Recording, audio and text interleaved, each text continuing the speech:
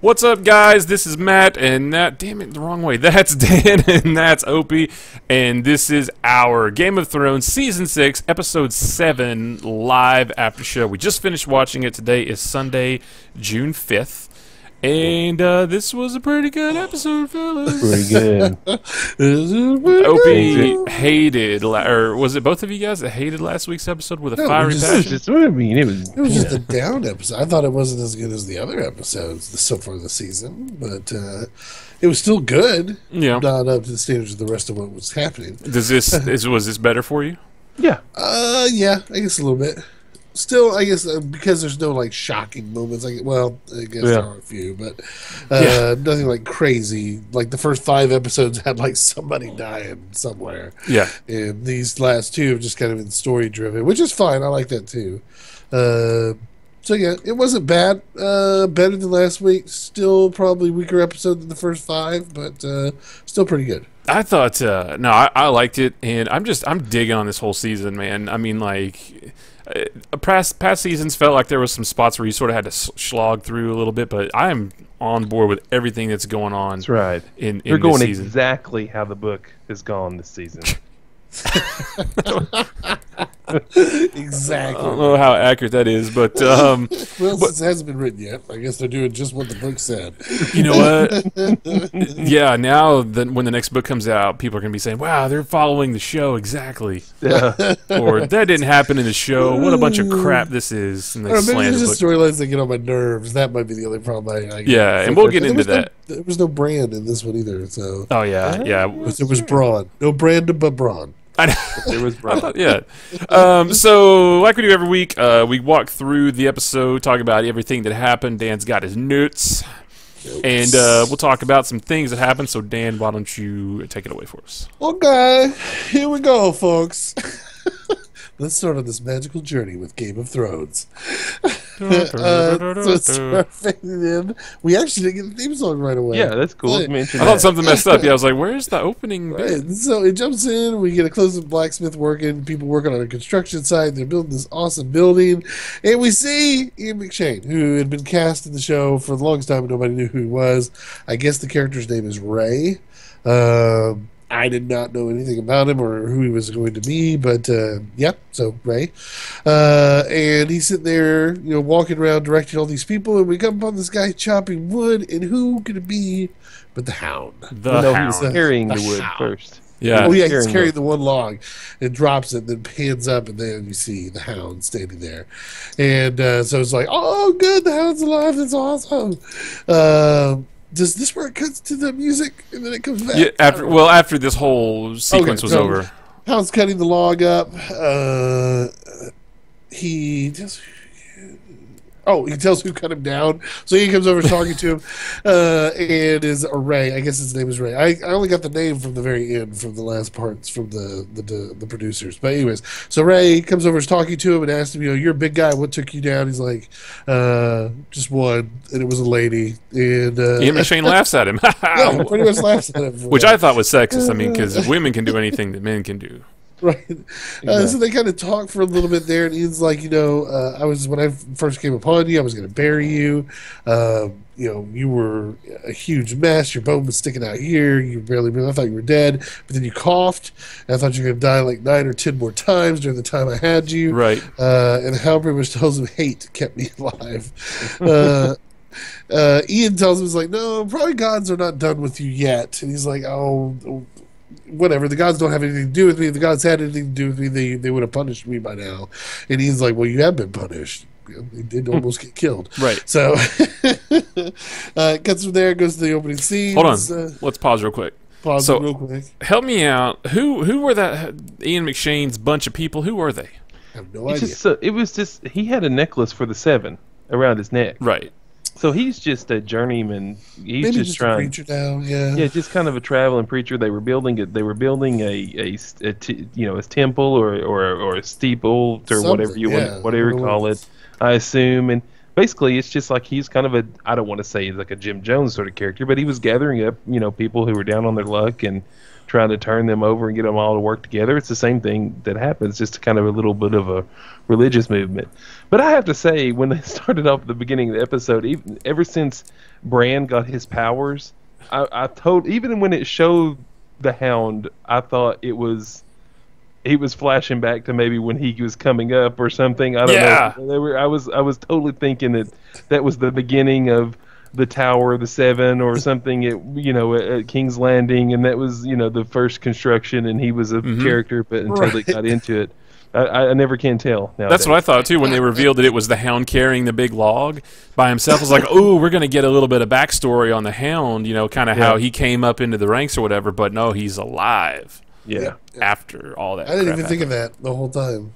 Well, okay. Well, I'd heard the theories about him still being alive, and then you hear the Clegane Bowl that everybody always talks about that may happen and may not happen. Who knows? It may now that they showed the Hounds, which is really cool. So they were just a group of people. Yeah, that's what I was starting to think. It's like these are just a group. I thought they were maybe aligned with one of the houses or whatever, but they're just, like you said, a traveling group of religious people and just there. Yep. They found a plot of land, started to build something. Pretty much makes sense.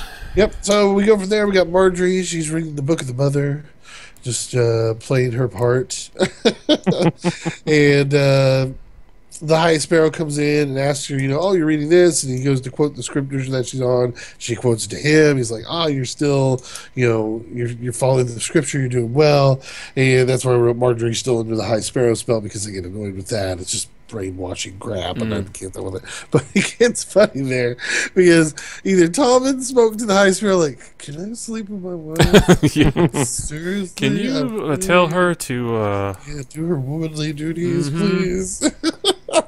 And so the High Sparrow comes and asks her about it, and she's like, "Well, I haven't thought about that aspect in any way since I've been over here. My thoughts have been in other ways, following the Seven." He's like, "Well, it's part of your job as a wife and as a queen is to do this and give him an heir." And she's like, "Okay, all right, cool. I'll totally try. do it." Yeah, right. But then he drops a note on her, like, "Hey, you may want to talk to your grandma, the Queen of Thorns. I mean, I'm not saying she's the next to be arrested, but you never know what can happen." But theoretically, if we were, right, just kind of like, if we were gonna arrest somebody, your grandma's probably gonna be next. Just a heads up. So Marjorie goes, meets with our grandmother. They're talking back and forth. Queen is very upset with Marjorie and just like, "Why are you believing all the crap they're feeding you? Stop it! You're smarter than this. Quit being dumb." She's basically saying everything that the audience is saying. Right. Why are you doing this? Right. And she talks about, you're giving up on your brother. She's like, "Oh, well, brother would repent. He'd be totally fine. He just has to denounce his house and his standing." She's like, "Oh, no. Your brother's inheriting all that. He is, the what are they?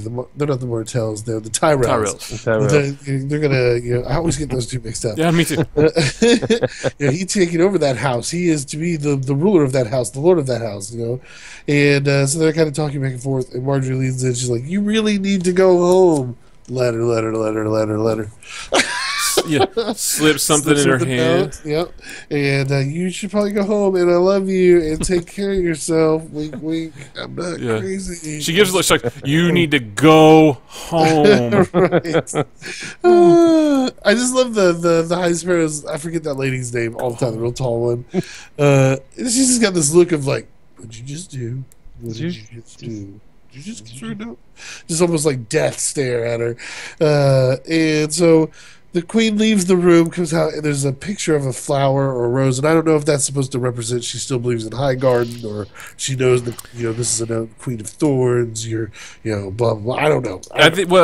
So just to show that she's not part of this High Sparrow brainwashing militant group that's going crazy over here. Right. And yeah, I mean, her grandmother, she smiled when she saw that. So that's exactly to let her know everything's cool. Right. I haven't been brainwashed, which I loved seeing that because I couldn't tell. We talked about it last week. I couldn't tell if she had been brainwashed Was she really doing this? Had she really turned over a new leaf? I kind of was thinking that Marjorie's pretty cunning too, and I kind of felt like she's too, not necessarily ruthless. She's not like Cersei level, but she's pretty cunning, and she's a little bit too much so just to be, taken under the High Sparrow spell. Yeah. So I liked seeing this as a confirmation that yes, she's still the Marjorie that we all love. But can she get one over on the High Sparrow? That's the thing. Dude, if she does, man, I mean, I think that would put her at Cersei level, of backstabbery. I don't know. Cersei's kind of crazy, man. So, hey, somebody reply to Tim real quick. Jon is standing there. He is in front of all the wildlings. He's trying to get them to follow him into battle. Sorry, I just lost my whole train of thought. So, he's talking. He's basically saying, "I need you guys to fight with me." Yeah, he's talking to him. He's like, "Hey, listen. It doesn't matter whether you fight with me or if you don't fight with me. The point is, I don't want to ask you to fight for me. I didn't want you to. You shouldn't have to. But the point is, either you're gonna have to go back over the wall when the Boltons start attacking, or and die from the White Walkers, or you're gonna die from the Boltons. You're not safe still. That's so they were north of the wall, right? Yes. At that point. No. They're still across the wall. They're on the south side. Okay. Yeah, they've been living on that side for a while now. Okay. So Jon tells me, this is what we have to do, and then Giantsbane speaks up for him. He's like, this guy died for us in front of the Night's Watch and came back and is the only one that defends us. He's the only one that saved our lives. I think we should do what he's telling us to do and help him out a little bit. And the giant finally stands up out of all of them and just says snow. And walks off. And that's pretty much, everybody's like, all right, the giant says so. We're in. We're totally in. It's going to be awesome.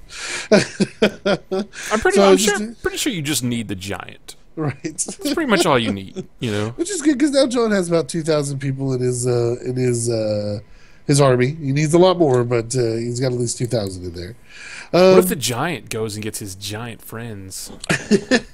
Well, he's going to have all his people with him, so, he'll have whoever's in his group, his clan, whatever it is, his clan. So we go from there, we jump out of there, we go back to King's Landing, and we have Cersei meeting with the Queen of Thorns again. And this was great because it's just...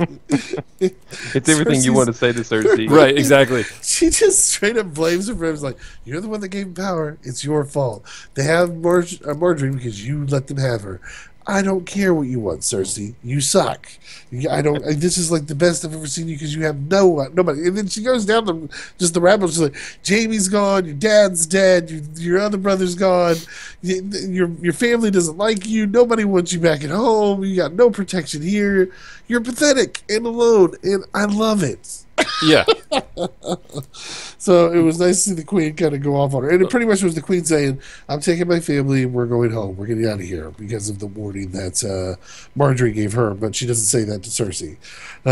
She just says, you have no allies. You're by yourself now, all alone. Sorry. Well, do you think so the what's her name? The grandma? Yeah. Queen of Thorns? What's her name? Grandma Thorns. Grandma Thorns. I don't know. So Grandma Thorns. I mean, I like this thought of I'm taking my family and getting out because some stuff's about to go down and we don't want to be part of it. So we're gonna let you guys take the fall, and then we're gonna come back after the dust is settled. I mean, you think it's something like that? Maybe. I think she's getting out of there because she wants to protect herself from whatever. She knows that if the High Sparrow of them come for her, will she be able to protect herself with the people there? Mm-hmm. I don't know though, so it's just kind of up in the air. Is it Olenna Tyrell? Olenna? I like Granny Thorns. Granny Thorns. Yeah, that's what we'll call her. I think this storyline out of everything this season, this is the one that I like the least because the whole High Sparrow and his group, it just irritates me. Like we talked about, and I know Cersei gave them power, but it still just baffles my mind how they can. It feels out of place to me. sometimes, you know. Yeah. It's just like all of a sudden, boom, and then all of you know. You said it last week, like you couldn't understand why Jamie, you know, how they could be so scared of the High Sparrow and his followers, but it's like, you know, within one episode, like they've taken over King's Landing, this big powerful city over hundreds of years, and then with a snap of the finger, they've armed themselves and I mean, they're running the show. I mean, they're running King's Landing. I mean, you know, the king can't do anything. Cersei can't do anything. And like we said, I know Cersei gave them that power, and it went to bite her in the ass. But you know, everybody is just doing whatever the High Sparrow says, and it's not. I don't know. It just bothers me that, and I don't love the Lannisters, but it's weird that they were in such power, and Tommen's king, and the Lannisters rule everything, but not anymore. You know, we have zero power. The king can't do anything. They can't get the queen of the Seven Kingdoms out of jail. You know, it's weird. Well, in name only. They're not really the king and queen. They actually have no idea what's happening outside that city. Right. It's like, we're king and queen of this town. And that's it's pretty much, it's like nobody follows them. They don't know what's going on. Well, but Tommen sits on the Iron Throne, so I mean, you would think that he could get his wife out of jail. There's still battles going on all over the place, and it's still, you know, it's not. I don't know. It's kind of funny to me. It's like there's so much of this political game being played down here, and it's just for King's Landing's sake. Because everywhere else, there's people being killed for no reason all over the countryside. Right. There's no order. There's houses still falling and new houses starting. And it's like you won't have a kingdom. It's just a pretty big mess all through Westeros. You're pretty much king of King's Landing. Yeah, exactly. You have your town, and that's it. It's like everywhere. You know, there's Walder Frey is lord of his place, and Robb Stark was king of the North, and you've got Daenerys, who's queen of all of Essos, pretty much. I mean, it's nobody follows you. Yeah, it's just like you're not king of anything right now. Dorne down south does their own thing. I mean, you're playing your own political game, and that's it. So it's like the Lannisters are like the kings of like 7 city blocks, really. Right, that's it. They're like some really, really rich landlords. So it goes from there, and you get down to River Run. And the armies of the Lannister are marching on to River Run to help with the siege. And we get Bronn. Hey! Out of nowhere. Where did he come from? Where was he? And he's just been staying at his house, chilling, eating, drinking, relaxing. He's like, great, I have to go fight for somebody again. Yeah. They'll give me money. And Jamie kind of talks to him about it. It's like, pretty much telling Bronn's like, you're a really good fighter, and I trust everything you do. Please get this done for me. Remember, Lannister always like, don't even finish that statement. I got it. Whatever.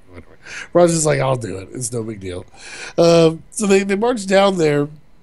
And the Freys have Lord Edmure by the rope to be hung, yelling at the Blackfish like, you let us in and you yield this castle, and we're going to hang your younger nephew. We will. I'll do it, man. I swear I will. The other one jumps in there with the knives like, I'll cut his throat. The Freys, don't turn away from me. No, I'll do it. I will straight up do it. And pretty much Blackfish is like, okay. They're like, we meant later we're going to do it. Yeah, no, I mean, not now. All right, we just saying.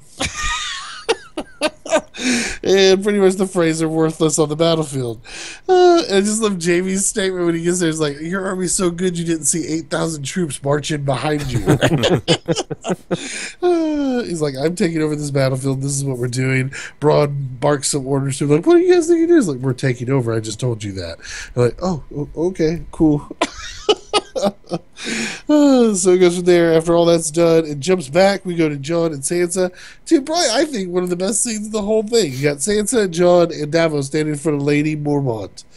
So that's Jorah's sister, I'm guessing, or Jorah's daughter. And then no, not Jorah's daughter. It's niece. And then you have wait. Is it because I don't know. I think it's either sister he says, or I fought under your Uncle Mormont. Yeah, but he was talking about the old guy at Castle Black. Oh, gotcha. Jorah is the son of that gentleman that was at Castle Black. So they're cousins. So they're cousins. So there you go. There we go. We broke it down for you, everyone. You're welcome. Mic drop. Done. So the cousin of Jorah is the head of the household for the Mormont land. And for a 10-year-old actress, she did a really, really good job. Why should I care about... That was the worst accent, but That was the worst. it was worse than anything. But she was, yeah. So Sansa kind of pays her a little, respect. She's like, "Shut up! I don't need your love. Whatever. I'm not going to grow lovely. I don't care about that. I've got a house to run." John kind of talks to her. He's like, "Hey, I fought with your granddad over here. He's really cool. Let me tell you some stories." She's like, "I don't want to hear your stories. Shut up. Why should I follow you in a war that doesn't matter to me at all? What should I do?" And then finally, Davos has to break it down for her and tell her, "Hey, I get it. You don't want to send people into a fight that you don't think they're going to win, or for a war that you don't think exists. But it's not against men that we're about to have a war against.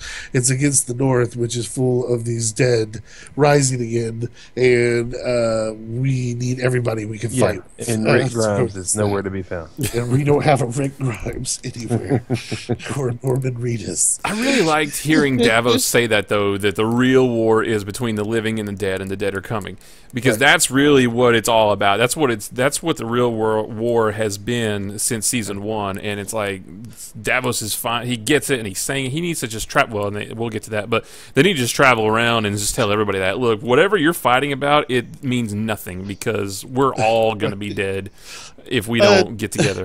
Dean in the chat, Yara's supposed to be a lesbian? We don't know. But we're getting to that here in a little bit. Thanks for shooting us the question. If she is, we don't judge. Yep, we're totally cool. In fact, maybe to find out, we should see a little bit more of that. That's true. So it goes back.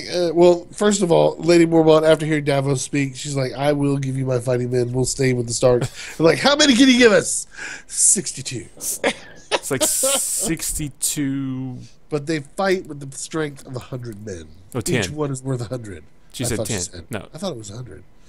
Well, either way. So they get 620. Yeah. There you Math. go. Math. Everybody, math. I just math. In terms of that, we go back down to River Run, and Jamie goes to parlay with the Blackfish. Lower the drawbridge. Jamie comes up and he's like, "Hey, man, seriously, we can fight. Everybody's going to die. Lots of people are going to die on both sides. Do you want this to happen? Do you want this to go down?" And he's like, "On my honor, I'll let all your people go." And the guy's like, "No, you don't have any honor, Jamie. I don't know, the oath breaker with your title tells me there's no honor with you." And he pretty much says, "No, I wanted to parlay with you because I was bored, and this is going to be a long siege for you because we have 2 years worth. 2 years worth of food to let your siege attack us. We don't care. We're not giving you this back, and you can try all you want, but you're not going to have it." But we got another question. Imran. We see Lady Stoneheart because of the hanging scene at the end of the episodes. No, they pulled Lady Stoneheart. She's not going to be in the show at all. They were kind of slowly building Sansa to play that part, but Lady Stoneheart's supposed to be Catelyn, by the way. Right. That was brought back by the Red God, and but she didn't talk anymore. She became Lady Stoneheart. So we don't. They confirmed that that's not going to happen, right? Yeah, they confirmed that's not going to happen. But Sansa's like filling that role, not playing that character, but filling that role, right? Yes, to an extent, they're trying to build around that. But I don't know much about Stoneheart, so I don't know if that's actually coming to pass or not. So it's time. It's that time of the show where Matt doesn't know stuff. And needs a little bit of help. So this whole Blackfish thing. If you go back to the houses, no.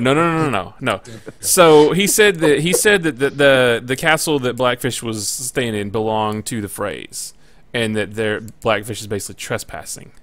Help me understand that. Wait, what? Okay, so Jamie said this house belongs to the Freys. Yeah, and you're trespassing. It was probably offered as reward for defeating the River Run in the Battle of the Five Kings. So they just automatically said, now, again, Jamie's side says it belongs to the Freys. Yeah. The River Run side of the North say, no, it don't. It's whoever calls it. It's a Blackfish castle. At one time or another, it ended up in the Freys' It's a Tully. It's a Tully castle. It's a Tully. Catelyn Tully is the one that married Eddard. That is the Tully family home. Not to be confused with Sam Tarly, right? Right. Okay. Got one. You know what the problem with Game of Thrones is? No documentation. There's no documentation about who owns what. There's no deeds. That's because everybody just claims it's like, if you help us, is the phrase, we'll give you river run, even though we don't really own it right now. We'll just say it's yours. There's And then no- the phrase show up and the blackfish shows up and takes it back. It's like, no, this is Atelio. We own it now. And then again, another siege and another siege and another siege. It's just, it's dumb. But yes, it's just all said in throne rooms. There's nothing done until somebody's there to do it. Whoa, what happened? What happened where? What happened? Whoa. What, Matt? What? Hold on, Matt? something's going on weird. I did something wrong with the. Well, YouTube's working just fine. Okay. Oh, no, they Nope. changed it. I did something. Oh, Will Braun, let's talk to these guys. Will Braun get what he was promised by Jamie? Yes, he will. It's just the Lannisters always pay their debt. Haven't had time to go and pay their debt yet. They've been busy with a lot of other stuff. Or who knows? Braun is already knighted. He's already been offered to some lady, even though he doesn't know if he wants to be with her. She's kind of a chunky lady.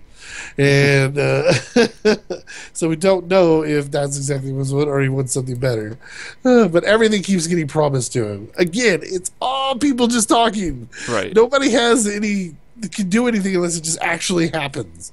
So Empty promises. yes, exactly. It's like I mean, probably Tywin was the one that told the phrase that River Run is yours now that we own that. Yeah, Tywin did a lot of that, like just telling people what they want to hear. Yes, whatever, you'll get a king, or you can be a lord, and you'll get land, or like what Jamie told Bronn. Yes, you'll get a hot wife and land, and you'll be a lord. Whatever, just fight with me. We'll deal with it later. Yes, exactly. So I mean, it's just it's all hearsay stuff. So we go over there and we jump to Jon and Sansa and Davos meeting with Lord Glover, and he is pretty adamant about, no, I'm not going to fight for you. We just got this castle back, and I'm not going to fight for you. The Boltons will flay my men, and I have very few left.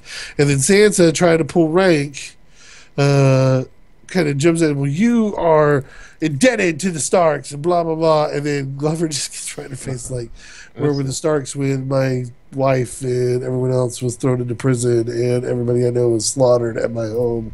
Where were the Starks helping me there? He's like, I did used to follow the Starks, but the Starks are no more.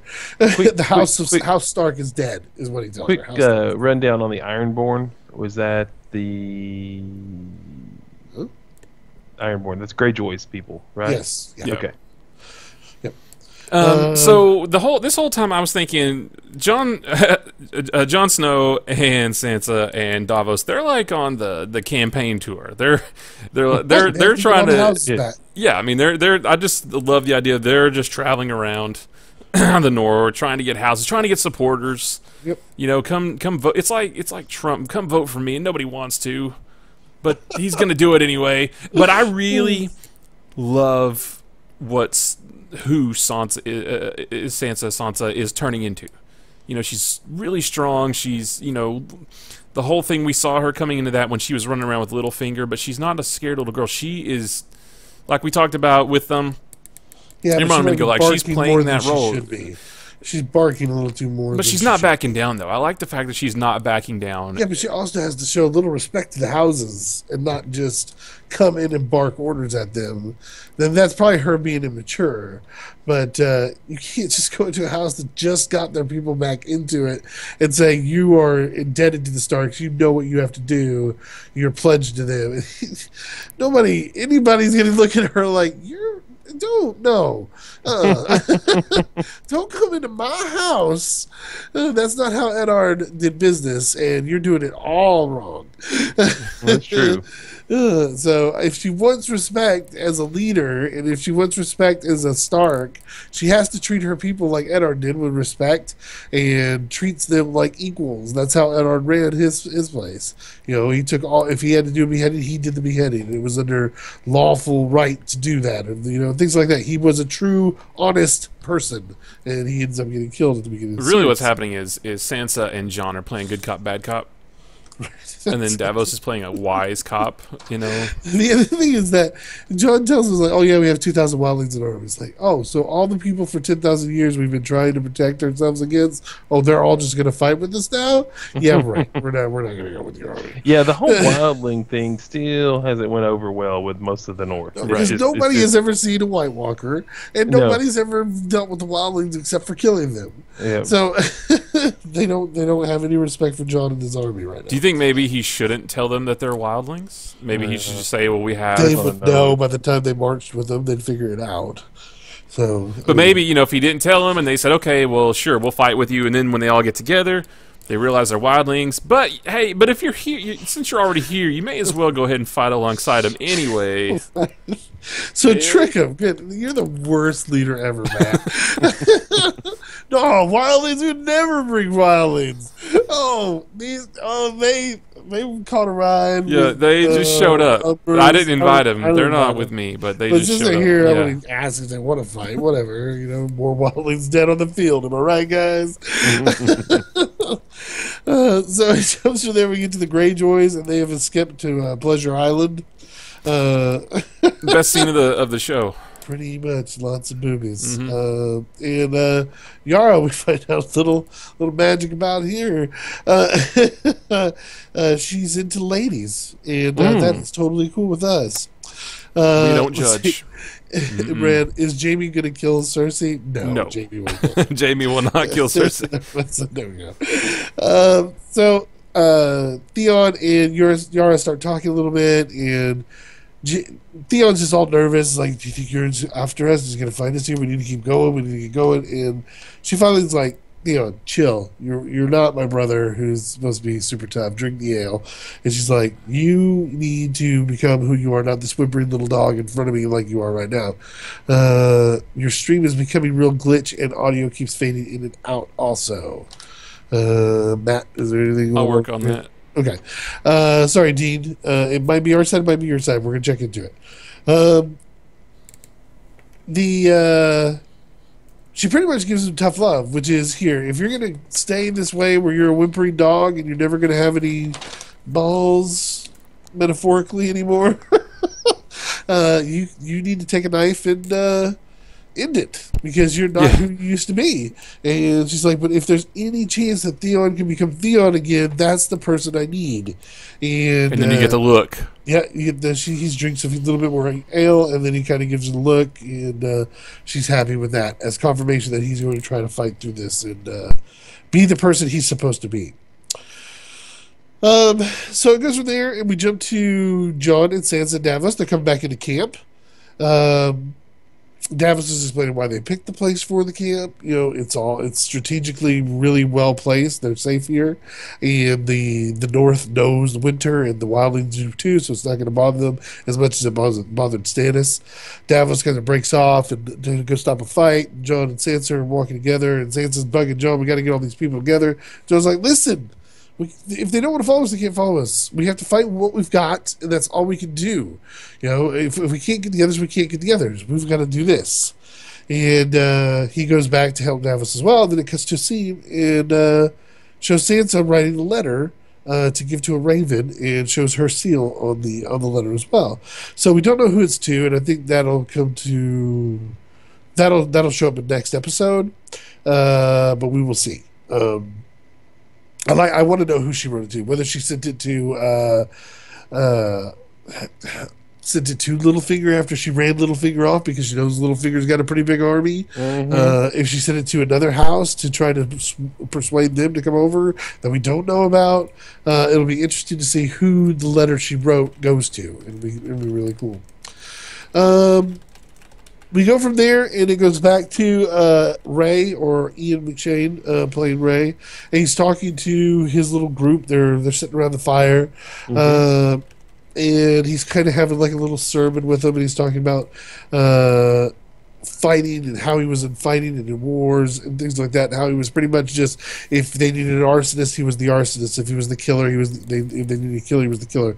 If they wanted to rape, he was the rapist. You know, it was just, he was this worst person. How terrible he was, and compares himself like we're worse than animals. Because animals don't do that. They don't do it out of a need to just do something evil. They do it out of a way to survive. And kind of goes through his whole, he hears the lady screaming as he's dragging the kid out her out to the house and stuff and killing them, and how that scream always stays with him. And as he's talking to him, a few writers approach, and these writers come up, and you can tell they're shady. Anyways, they're not cool. And the writers are like, "Hey, you got any horses? Maybe some steel, maybe food." Just kind of figuring out this group, and you kind of tell them, "Yeah, we got food. You can stay with us. You can eat with us. Whatever. We're totally cool with that." And writers are like, "Well, you guys be safe out here. You know, it's scary all alone." Or what's the night is full of terrors.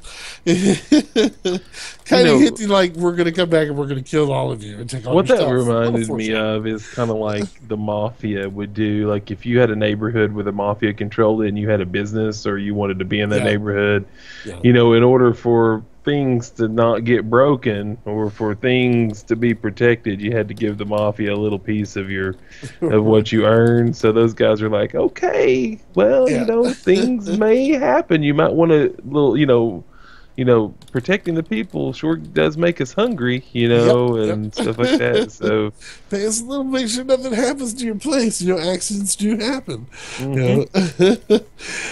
So kind of a foreshadowing and a warning to the people that are there. But we jump to Arya. And Arya's walking through this little marketplace or little like tavern thing, looking for passage to go home. Finds a gentleman talking about being over there, and she kind of drops a coin on him. Is like, "I need passage to this place. When are you leaving?" He's like, "I'll give you a hammock in the back, and we'll leave tomorrow night." She drops another bag, says, "I'll have a cabin, and we'll leave in the morning," and picks up her gold and walks off. So she's ready to get out of there. And she walks up to a bridge, kind of looking out over the city, and this little old lady comes out of the shadows, which is so obvious to me. I thought it was super obvious. That comes out of the shadows and stabs her in the stomach, and then stabs her a few more times, and Waif are fighting each other off, and finally Arya throws herself over the bridge and into the water to get out of there, and doesn't come up while Waif is watching, so Waif thinks she may have got the kill. And then you get Arya a little bit later pulling herself out of the stream, bleeding from her stomach, and kind of walking through the marketplace, and everyone's seeing her bleed, but nobody's helping her at all, and it just kind of fades away. The reason that goes back to what we talked about last week, where I was so mad she left the house in black and white, because now she's going to be hunted nonstop. She brought more pain and trouble on herself than anything, because she freaking would not do what she was supposed to do. Which, I mean, that whole story, I'm just upset with the direction of that particular storyline, because I wanted to see her progress. We talked about it before. I wanted to see her progress and become an actual assassin, just like the man with no face, or the man with no... Man with many faces and no face. A man has no faces. But I wanted to see that, and we're not going to get that now, so now she's going to be on the run from him. I thought, just because, I saw the lady walking up too, and that was super obvious, but I thought she grabbed her and, like, slit her throat. No, like Red Wedding style. Run the knife across her chest. Okay. I think she missed or just cut her. I don't know. Well, she did, but then the last few stabs were pretty substantial. Well, about 3 or 4 of them. But then, how deep they were, I don't know. But then Jon Snow looked at her stab wounds and said, "That's cute." Yeah. Good one, Matt. Yeah, I've been waiting since the end of that episode to use that joke. But I mean, stab. I mean, that's like a Stark family thing, getting stabbed and living. Because the Starks are tough. Who knows if she lives? I've almost gotten. She was my favorite character. One of my. She was your favorite. A ton of people love her in the series, and they have completely just gone off the rails with her story. We're spending a lot of time. And I don't know if it's the series or if George R. R. Martin was like, I just got tired with the Arya character, and I just said whatever. in exactly that voice. Yeah, exactly. It's just like, dang it, George, seriously, fix this. You're ruining that whole storyline over there. So I'm still upset about it. We'll see by the end of the season how it ends up. I mean, she's barely gone through. She's gone through some training. She hasn't had much. I get it that she wanted to leave because she doesn't want to kill people who don't deserve to die, but she wants to kill people, so she's like Dexter. But now she just caused herself a ton of more pain and suffering because she was dumb to leave the house black white. Because she's just wishy-washy. Totally. Because she just couldn't make up her mind. I mean, I understand that the actress lady, she seemed nice. She didn't want to kill her.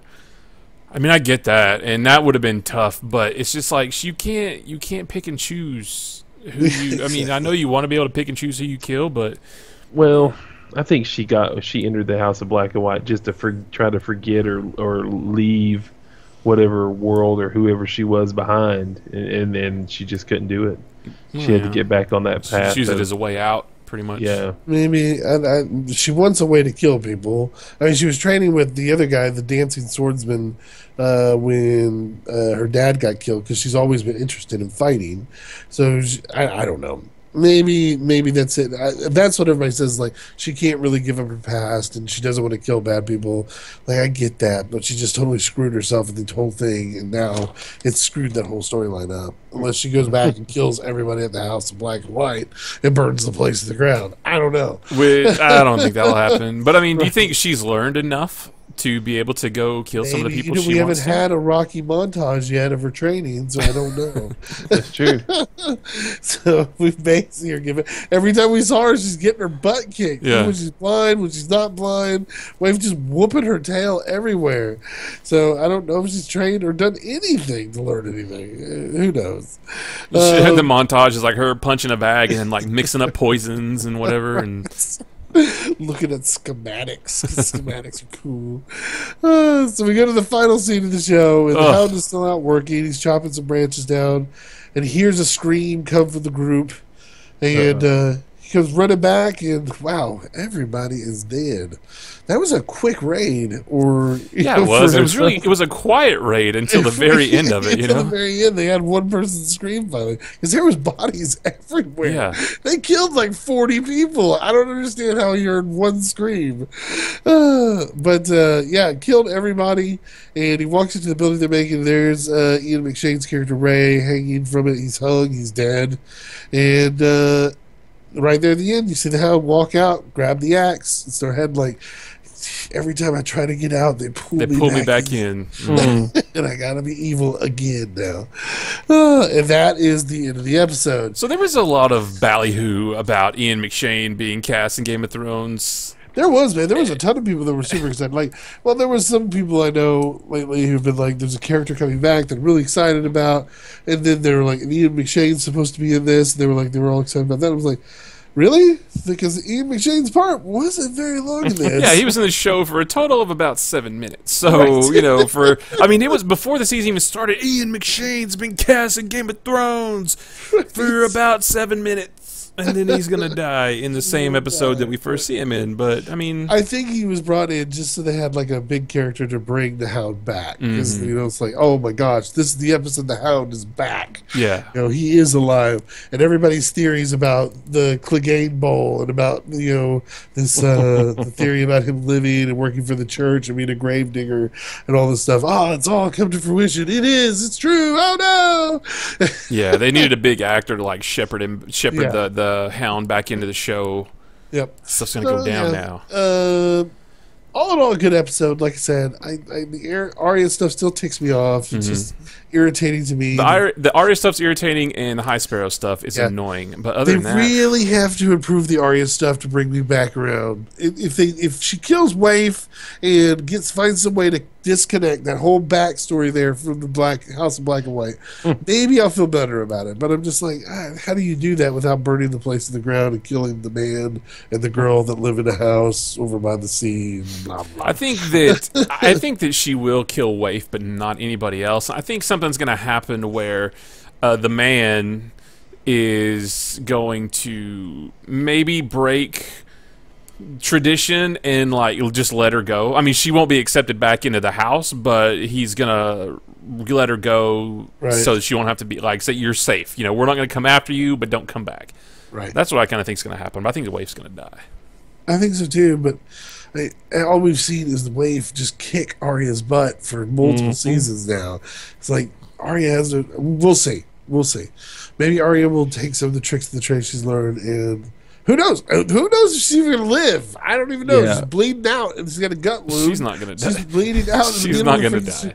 You said that, but there's been people who've died in the Dan, series. she's much too important to the show. She's the main character. She's not going to die. Tell me how important she is. She has had nothing to do with any of the main storylines on her own. She's completely out on her own. So it wouldn't matter if she lived or not. Everybody thinks she's dead already. Nobody would know. It wouldn't affect really anything. It would not affect a single storyline in this except for, hey, Arya's dead now. Okay. But, okay, so she's not important to any of the main stories going on, but she's still one of the main characters of the show, and they don't kill off any of the main characters. Right. So she's fine. Right. Have you seen Game of Thrones? This was my first episode. Where is her dad? Maybe she'll be the only one that gets killed out of the family because all the others have lost their dire wolves and they live, and she's the only one that has a dire wolf that's alive, and she dies. Where is her dire wolf? It's running loose in the Middlelands. Huh. In the Middlelands. It's because she had to let it go. There's stories about that too, and everybody's been asking that too. It's another theory. Supposedly in the books there were stories of a great wolf that's been running through the Meadowlands in Westeros that is an alpha wolf that has all these other wolves running with it. Ooh. And that's supposed to be Arya's wolf. Her dire wolf. So we'll see. But anyways, that is it. That is our show. We will be back next week at the same bat time and bat channel. Hopefully Arya will have killed somebody or done something. Maybe stitched herself up. We don't know. She'll be fine. If Jon can survive, Arya can survive. Right. She got like a third of the stab wounds. But Jon didn't survive. Jon died. He's alive now. I'm just saying, he didn't survive. He was cut down. Anyways, we thank you guys for watching as always. We appreciate you being on. Sorry about the stream quality. I haven't had any issues on my end. So I think I don't fixed know. it. I had the bitrate cranked up really high for high quality recordings. Forgot to turn it back down for streaming. So YouTube now, because it was yelling at me, the stream's current bitrate is higher than recommended. I turned it down, and now it says it's excellent. So I think we're good. Cool. We thank you guys for all watching. Of course, you can find every place we are. We're /nerdpunch on Twitter, Facebook, YouTube, Twitch. nerdpunch.com, twitch.tv, nerdpunch@gmail.com. Any way you want to get a hold of us through any of those channels. Come watch us on those different channels. We appreciate you being here, and we will see you guys next week. Peace out. See ya. Yeah. Peace, right.